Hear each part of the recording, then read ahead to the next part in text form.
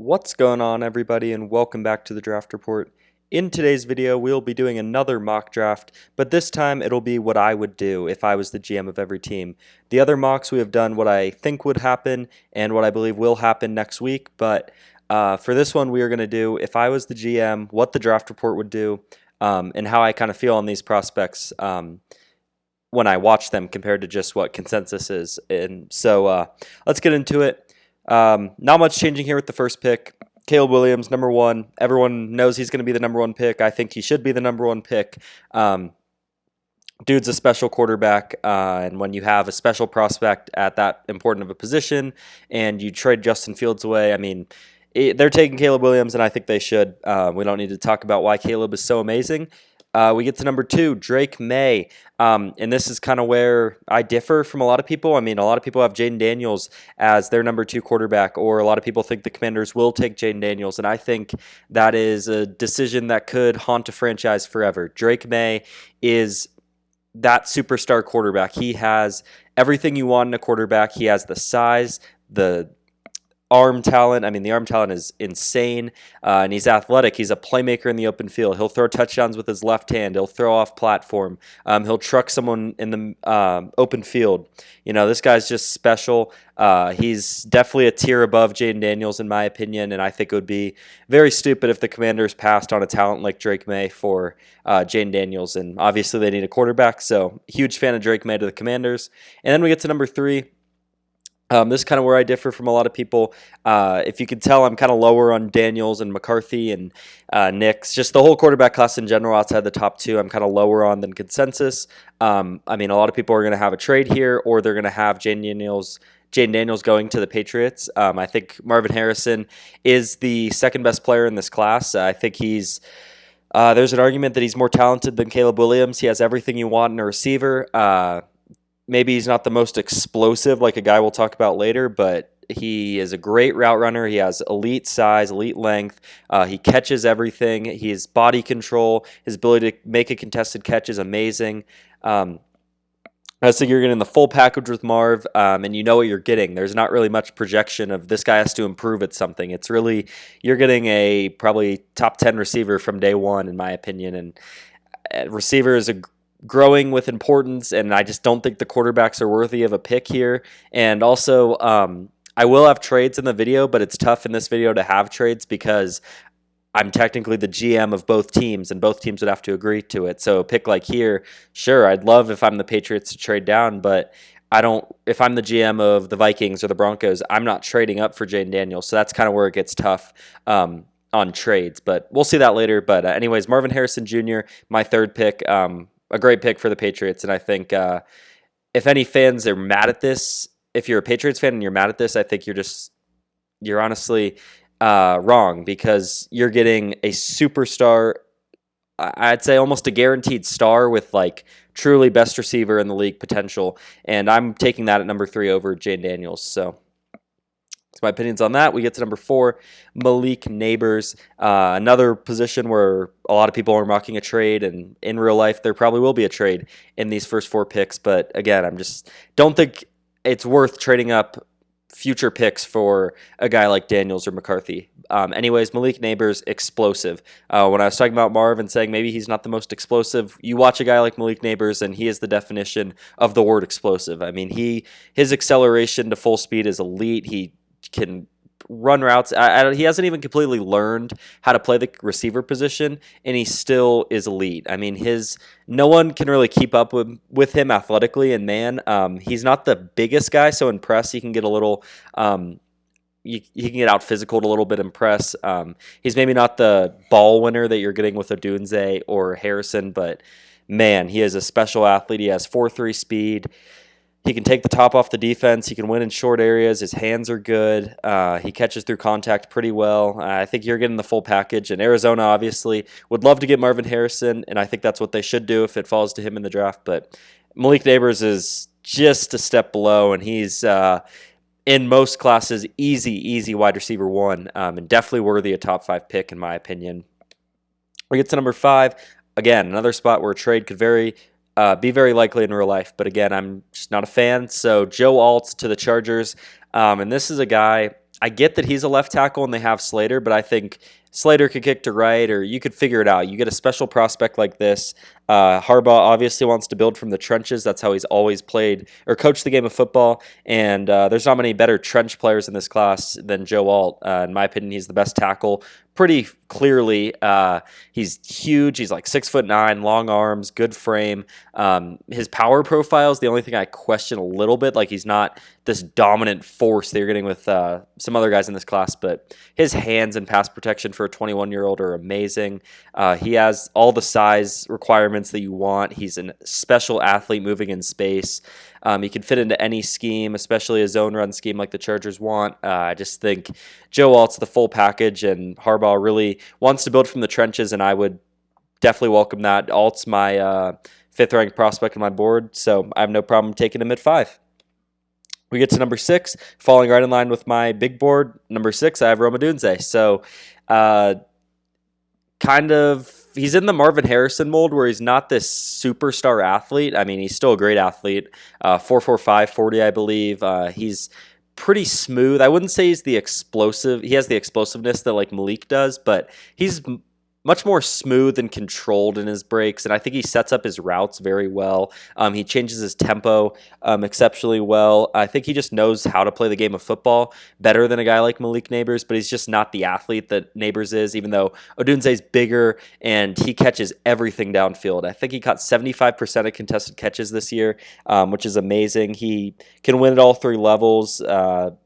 He's a superstar talent as well. I mean, the fact that he's the wide receiver 3 in this class is just insane. But this would be the first time ever, I think, that 3 receivers would go in the top 6, and they're definitely all worthy of being top 6 players. So big fan of Rome Odunze there to the Giants, who just need a playmaker in any way possible. We get to number 7, Dallas Turner to the Titans. This is probably unlikely in real life because I think one of these offensive guys is going to drop to them just based off someone trading for a quarterback. But if they do end up with Turner, they have a need at edge, and there's not many guys that are as freaky at edge as Dallas Turner. He ran in the 4.3s and the 40. He's just a freak athlete. He had decent production. Like, I don't think he's the technician that a guy we'll talk about later, but he didn't really need to be in college, and edge is a position where you got to bet on traits. You look at guys like Myles Garrett and Micah Parsons, and you're like, they're just freak athletes, and they obviously learned how to play the position, and they're great now, but Dallas Turner has everything you want. His arm length is amazing, and that's a huge thing for edge.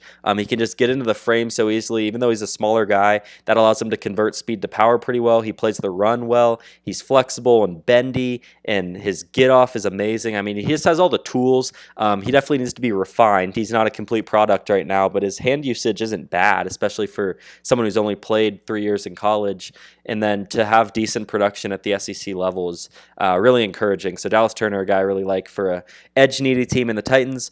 We get to number 8, and this is the technician I was talking about, Laiatu Latu. The Falcons pretty clearly need an edge, and I think whichever one between Turner and Latu they like more. I have them at like back-to-back on my big board. I like Turner just a little more because you don't have the injury risk, and he's just the more freak athlete. But Latu, even though he has shorter arms and even though he's not the insane athlete that Dallas Turner is, he's still smooth. He's kind of in that Rome Odunze mold in a way where he's not the flashiest athlete, but he's smooth all around, solid bend, solid get-off.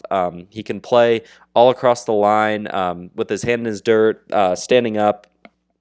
And then this dude's repertoire of pass rush moves is like so crazy. You just don't see college guys. I know he's been in college for a while, but still, you don't see guys with TJ Watt level rush moves. I mean, the way he just transitions from move to move and can beat defenders on both shoulders with his moves. He has the full tool bag or toolbox of rush moves, and it's like that's going to translate. Those are things that translate, even if he's not your Myles Garrett level athlete. Like you're getting a plus starter from day one with potential to be TJ Watt at his peak. I'm not saying he's going to be TJ Watt, but that's the upside that is in there with Laiatu Latu. So if the medicals check out, I'd be willing to take him in the top 10 here. And then we get to my first trade. I do have the Cincinnati Bengals and the Chicago Bears trading. The Bears are a team that is very top heavy with their picks. They obviously have number 1, and then they have 9, and then they pick at like 70 something, and then they don't have a pick until like the 5th round. They only have 5 picks total in the draft, so I think it might be smart for them to package this pick and kind of get a haul of picks and just get more talent compared to that high-end talent, especially because positions they need like receiver and edge, the top guys are kind of off the board. So the Bengals, you'll see the reason they trade up, but they kind of have a plethora of picks, so they are willing to trade that kind of back-end talent to get an elite threat. And with that pick, they're going to be taking Brock Bowers. I get the problem with tight end positional value, but I think you have to think of Brock Bowers as more of an offensive weapon than a tight end. This guy can line up out wide if you need him to. He's an elite slot option. If you're just comparing pass catchers, he's right in that tier with Odunze and Neighbors and Harrison. Like, he is an elite prospect. He's so fast. He's so good in the open field. His routes are smooth, especially for someone who's 240 pounds. It's truly exceptional. And then his blocking, has great technique as a blocker. He's not the biggest guy, and he lacks a little length, so he's not going to be some dominant inline blocker. But if you need him to be out there, he's not a liability. I would like to see him maybe improve his dominance at the catch point, but he still catches through contact well. He's just not your Gronk at the catch point, but you don't need him to be. And for a team like the Bengals, I get that they have Higgins and Chase already, but I'm assuming Higgins, if he does end up playing for them this year, they're not going to bring him back next year. And so you get that dynamic talent. And for one season, you get Bowers, Chase, and Higgins with Joe Burrow throwing to them. I mean, that you can't ask for a better trio of receivers than that for a guy like Burrow. So just improve that offense, and they definitely need a tight end. So huge fan of the Bengals maybe packaging some of that late, day 2, day 3 talent and going and getting a superstar like Brock Bowers. We get to number 10. It is going to be the Jets, and I have them taking J.C. Latham. They're a team that I really like Brock Bowers for, as they need a tight end, but he obviously isn't there, and there's no tight end worthy of taking here. But I still think a guy like Latham, who, they did fill that need of tackle with Tyron Smith and Morgan Moses, but what are the odds both those guys stay healthy, and what are the odds they're there, after this year, honestly, pretty low. So you get Latham, who's maybe a little more of a developmental guy, like he's maybe not ready to be a starter, especially when you have guys like Moses and Tyron Smith. But there's nothing stopping from Latham from moving into guard for a year either. I think that could work. And then you obviously have him as a backup if you need him to be. But he has superstar upside at tackle. I mean, he's 340 pounds. I think he played closer to like 360. He's long, but he actually moves pretty well. His pocket range is decent. And he's just so powerful at the point of attack. He's an immediate fit into a run heavy scheme, even though the Jets are probably still going to pass a lot. I just think his run blocking is NFL, Pro Bowl level. He just needs to improve a little bit as a pass protector, but you don't find bodies and athletes like this very often. And for a offensive line needy team like the Jets, I think they could find a spot for him, even if it is a backup for a year, He's worthy of a top 10 pick, in my opinion. We get to number 11. This is finally where I have Jayden Daniels going, and even this is a reach based on my big board. I think I have him at like 18, 19. And Daniels is just someone I'm not the biggest fan of, as you could tell. Like, I get it. He's a special athlete in the open field. Like, he's a dynamic threat, but he reminds me of Justin Fields in that way, where he'll have some crazy plays with the legs, but the down-to-down consistency as a passer, the arm talent as a passer, it's not there. And in this league, you have to be pass first, and he just doesn't win from within the pocket as much as I'd like. His pressure to sack rate is pretty bad. And when he gets pressured, he just kind of tries to take off, and that's not going to work as well in the NFL against better talent. So Daniels, I like him in a Viking system, a O'Connell system with Jefferson and Hawkinson, kind of like LSU, where you have all these dynamic threats, and then when he needs to, he can take off. But if you're expecting him to be that top tier, Josh Allen, Mahomes, Lamar, I see the Lamar comps all the time, but Lamar wins from the pocket so much more than Daniels does. He's better under pressure than Daniels is. I think this is why I don't have the Vikings trading up. I think if he falls to you at 11, I know it's not going to happen in real life, but if he does, great. But I'm not mortgaging my future for a guy that doesn't have the passing ability that you need from a superstar quarterback. Like, he has a pretty high floor because of his rushing, and he's throws a great deep ball. Like, there's things to like of him as a passer, but he just scares me, especially with all the hits he takes. That's kind of his best trait, is just not going down. It's like, against NFL talent, he's probably going to get hurt more.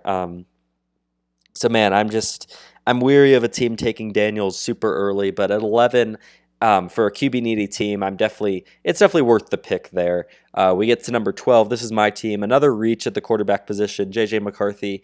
But the Broncos, I hear it all the time as a Broncos fan. The fan base is going to revolt if they don't take a quarterback. And I think as the GM of the team, I would do it. I mean, especially if you don't have to move up, and a guy like McCarthy falls, who is my quarterback 4, I think he's a fine pick at 12. I think it's still a little bit of a reach just because he hasn't really shown a ton on film. And in the film he did show, he doesn't look ready to necessarily be an NFL quarterback, but you have a bridge guy in Stidham if you need it. But McCarthy has, he's very athletic. His arm, I'm kind of torn on, but it's still like good arm talent, especially in the short areas. He really gets a lot of zip on it. I don't think he has like a Josh Allen arm or anything by any means, but he's not afraid to throw over the middle of the field, which I like. But he was kind of a one-read guy in college. I just didn't really see him making a ton of NFL level reads or NFL level throws, honestly. His accuracy outside the numbers is poor, but I really like his ability to test the middle of the field. Sean Payton will like that, and I think you get McCarthy in a Payton system. He knows how to kind of teach quarterbacks, so I'd be a fan of it. Again, a little bit of a reach at 12 because I think I have McCarthy at like 22, but if you're the Broncos, I think you just kind of have to take a quarterback, and as much as I'd love them to trade down, it's just with a team like the Raiders right behind you, I don't think you can trade down. So then we get to 13, Terrion Arnold to the Raiders. This is a pick I've mocked in almost every draft. The Raiders are terrible at corner right now. Nate Hobbs was good rookie year, kind of bad last year. It's like, what do you have in him? But outside of that, it's very bad. And Antonio Pierce is a defensive guy. They obviously have that pretty elite defensive line now with Crosby and Christian Wilkins, and hopefully Tyree Wilson takes a step. But it doesn't really matter how good your D-line is if your corners can't hold up. And Arnold is a guy that can fit in any scheme. He has man coverage capability. He has zone coverage capability. He's the athlete you want. He's fluid. He's aggressive against the run. I think Pierce is going to like that 100% effort he always gives. His just motor is exceptional. Arnold is someone I really like, and a team that just kind of needs another identity on the outside. I think Arnold provides that, whether he plays slot or outside. I think you're just getting a good football player at 13. And then we get to 14, Amarius Mims. This is someone I'm higher on the consensus. He's just a freak. 6'8", like 36-inch arms or something. I mean, his combine measurements are insane. And then he's a good athlete. He moves in space well. I get he's only played 8 games. And I think you just have to take the chance on that. He's an elite athlete. And the thing I like about him is a lot of those guys that have lacking tape, it's, the tape looks bad as well because they're such a raw prospect. But I don't think Mims is necessarily raw. I think he has the ability to start from day one if he's healthy. Like, I don't see a ton of technical flaws in his game that would stop him from being a starter. I mean, he's not the most creative with his hands and locating guys at the second level and stuff like that. He's not the best at, but man, it's very tough to get around this guy. He's powerful at the point of attack. He plays pretty low. Like, I really like Mims. It's just the injuries that scare me, but this is a guy that if he went back to college and played, and he could be in like number 1 pick conversations because of how freaky of an athlete he is, and you get that type of talent at 14. That'd be exceptional. We get to number 15, Nate Wiggins.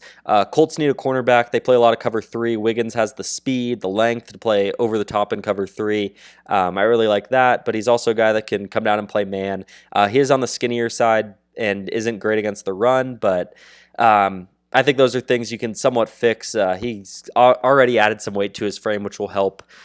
But Wiggins is someone I really like. You just don't find a guy with that much length and hip fluidity and agility. It's rare to find a guy like that. And he was pretty locked down at the college level. So the Colts definitely need some help on their secondary, and I think Wiggins provides that. We get to another trade here. The Dolphins are going to be trading up with the Seahawks. They give their 21st pick and their second round pick to the Seahawks for 16 and the Seahawks third round pick. And they're going to take Byron Murphy. This is just a Christian Wilkins replacement. Wilkins was so productive taking on doubles and rushing the passer, and you lose that, and I'm worried about what it's going to do to their defense. But if you can get Murphy, who has the ability to be just as good as Christian Wilkins, even better, probably not year one, but as you develop him, he's a special athlete like a lot of these guys. He's kind of shorter arm length wise. He's kind of short and stubby, but he is athletic and he gets off the ball really well. He's super flexible. He's pretty unique in the way he plays the run. He kind of like gets on all fours and just gets under the tackle and will crawl on the ground. It's very fun to watch him play. He's a unique player, but I really like him. His pass rush upside is super high. He had like a close to 30% pressure rate this year. I mean, pretty exceptional stuff from Murphy, and a team that is in desperate need of interior help with Christian Wilkins leaving. So I think it's worth the trade up. We get to 17, Cooper DeJean to the Jaguars. This is another team that just needs secondary help. And Quinyon Mitchell's on the board, who is more of that typical outside corner. DeJean is more of a safety to me, but the Jags just kind of need a defensive identity. And I think DeJean, whether it's at outside corner, whether it's at safety, at nickel, sometimes playing in the box, he's that Kyle Hamilton-like guy that can move all around and really give you a just all-around playmaker on defense, and I think the Jags need that both against the run and against the pass. That would really help them on defense. We get to 18, Johnny Newton to the Bears. So this would be a great situation for the Bears. They trade down from 9 after getting Caleb Williams, and they add some draft capital later in the draft, and then they still get Newton, who's a guy, maybe not the most elite athlete, kind of on the shorter side, but he's kind of like in that Latu mold where he doesn't pop athletically, but he has a bunch of ways to win. He just knows how to play the game, and he's someone I'm not afraid of. He has one of the higher floors in this class because I just know you're getting a plus starter, and I just worry about his upside a little bit. But man, the Bears, a team that desperately needs some help on that defensive line. I get they have Montez Sweat, but outside of that, it's kind of lacking. So Jerzon Newton would be a great pick for them. And then we get to 19, Olu Fashanu for the LA Rams. They're a team that's in desperate need of O-line help, even though they brought in a guy like Jonah Jackson. They still need help at tackle. And Fashanu, elite pass protector, but needs some work in the run game. And I think a guy like McVay can kind of help him develop that. And this is a great pick value-wise. I have him as like 14, 15 on my big board. And you get a guy who's NFL ready in pass protection with like pretty elite upside. Kind of reminds me of Laramie Tunsil in the league. Maybe not the most dominant run blocker, not going to displace people off the line, but if he can learn to just hold his own in run blocking, he's such an elite pass protector on the left side. That would help Stafford a lot and could really provide them a franchise guy for when they do move off of Stafford to kind of give them some stability on that line. We get to 20, Talise Fuanga for the Steelers. Powerful player. Steelers need help at both tackle and guard. Fuaga fits a little bit better as a guard, but he would have no problem playing tackle in the league either. He's pretty athletic for his 330-pound size. He's super powerful. He's a mauler in the run game. The Steelers like those hard-nosed, just, gritty football players, and Fuanga is definitely one of those guys. I think Mike Tomlin would really like him. 21, the Buffalo Bills. This actually is a trade. I don't know why the trade graphic isn't up there, but they are trading with the Seattle Seahawks, I believe. Yeah, this would be with the Seattle Seahawks. I don't know what happened to the trade graphic there, but they trade up for Brian Thomas Jr., who's their outside receiver. they just need, after Stephon Diggs leaving, they just need a dynamic threat on the outside. And Thomas is one of the best athletes you'll get at the receiver position. He's not the most refined when it comes to route running and everything right now, but he's 4.33 speed, I believe, at the combine with 6'4", 200 plus pounds. He's a ball winner in the red zone areas, and you don't find guys that are that big that are also over the top guys. And I think Allen needs someone to throw deep balls to. He has his slot guys with Shakir and Kincaid, but he doesn't have someone that can go and track that deep ball. And Brian Thomas is that guy, and putting him with Josh Allen could be scary. We get to number 22, Quinyon Mitchell. This guy I'm a pretty big fan of, but he does fall a little bit here. Eagles need some help at corner. Mitchell, he's very good in zone, very good in off man. There's some questions about what he can do in straight up like press man, but I think that could be fixed. But in a cover 3 heavy scheme with Fangio, I'm a pretty big fan of that fit for Quinyon Mitchell. And then there will be a trade here. The Seahawks actually are going to trade back up with the pick. So the Brian Thomas pick, I didn't put it in there, but this pick was actually the one that came from the Dolphins, and then the Seahawks traded for it. So it was the Seahawks pick, and the Seahawks and Bills traded, but it got messed up. So then now the Seahawks owned the 28th pick, but they're going to trade back up with the Vikings, and they're going to trade 28, 102, 235 for 23. The Vikings, they could recoup some draft capital. I think they made this trade for this pick with the Texans to go up and trade for a quarterback, but in my mind, they don't need to. So they can kind of recoup some draft capital and then still get a good player in the first round. And then the Seahawks are going to take Troy Fautanu with this pick. Athletic guy, Ryan Grubb, coming from Washington, going to the Seahawks.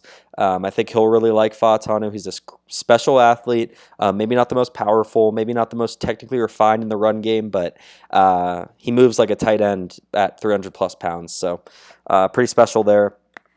And then we get to 24, Graham Barton for the Cowboys. I'm going to try to speed through these last ones.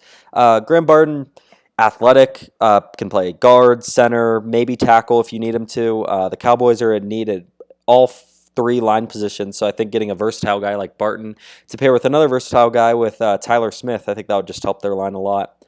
25, Jared Verse to the Packers. He falls farther than he does in most mocks. Verse is powerful. He gets off pretty well, but he's just stiff, and I don't see him winning around the arc very much. But, he's a guy that the Packers could like. They have Rashawn Gary, and they have Preston Smith, but Preston Smith, how long is he really going to be there?